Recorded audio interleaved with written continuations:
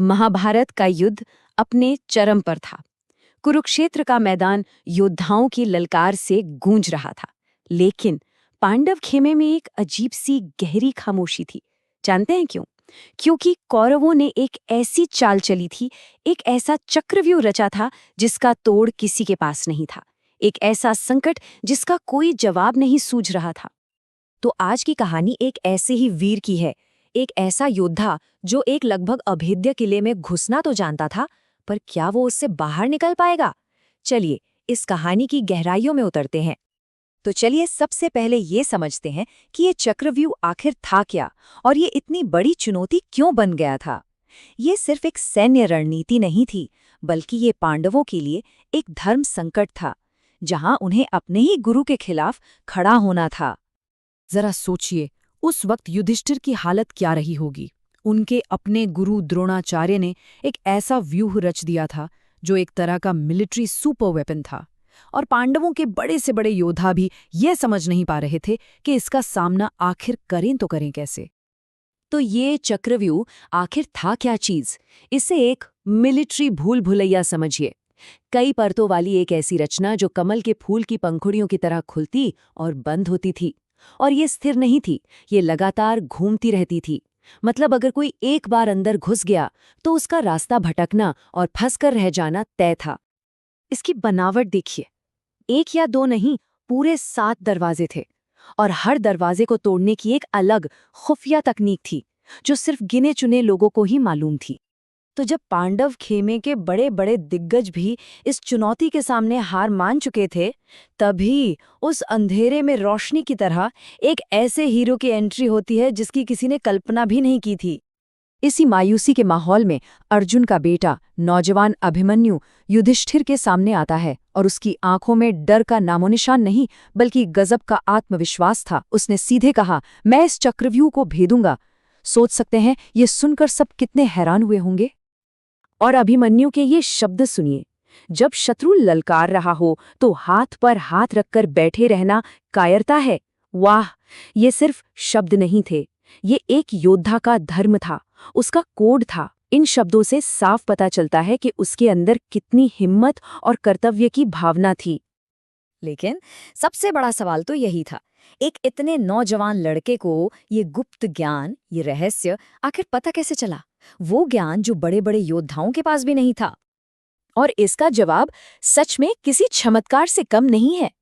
कहानी ये है कि जब अभिमन्यु अपनी मां सुभद्रा के गर्भ में था, तब अर्जुन उन्हें चक्रव्यूह भेदने का तरीका बता रहे थे, और अभिमन्यु ने गर्भ में ही वो सारी बातें सुन ली और सीख ली।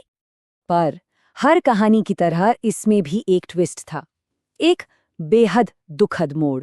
हुआ ये कि जब अर्जुन 7वें और आखिरी दरवाजे से बाहर निकलने का तरीका समझाने लगे, तब तक सुभद्रा सो चुकी थीं।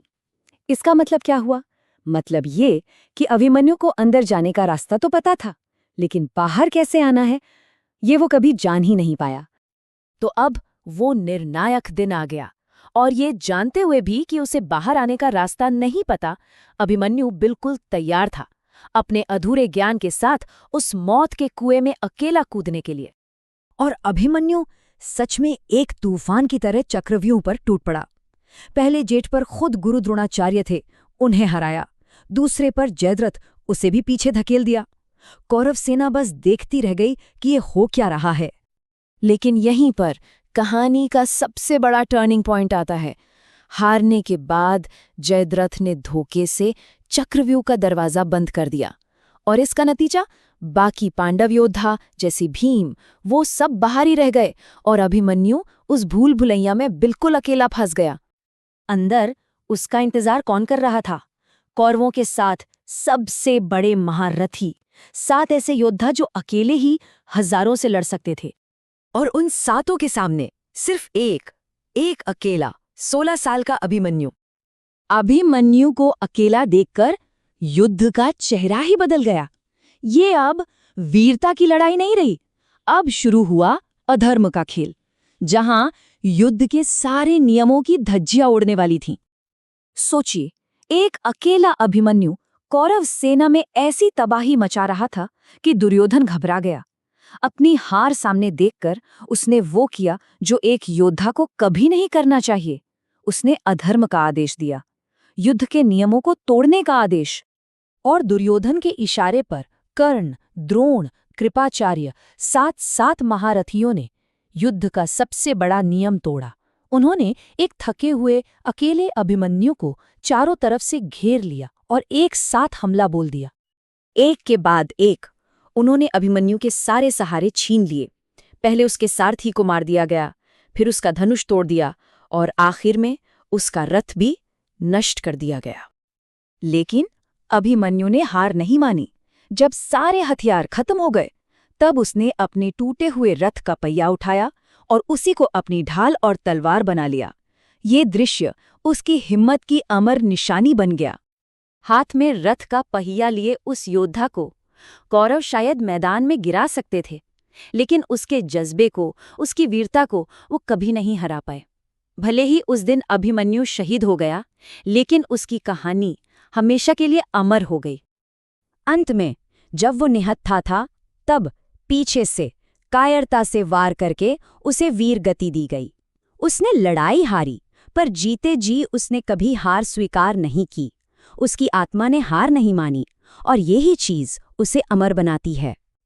तो अभिमन्यु की ये कहानी हम सबसे एक बहुत बड़ा सवाल पूछती है, क्या असली बहादुरी हमेशा जीतने में ही होती है, या फिर मुश्किल से मुश्किल हालात में भी बिना डरे अपने कर्तव्य के लिए आखिरी सांस तक लड़ने में होती है? इस पर सोचना जरूर बनता है।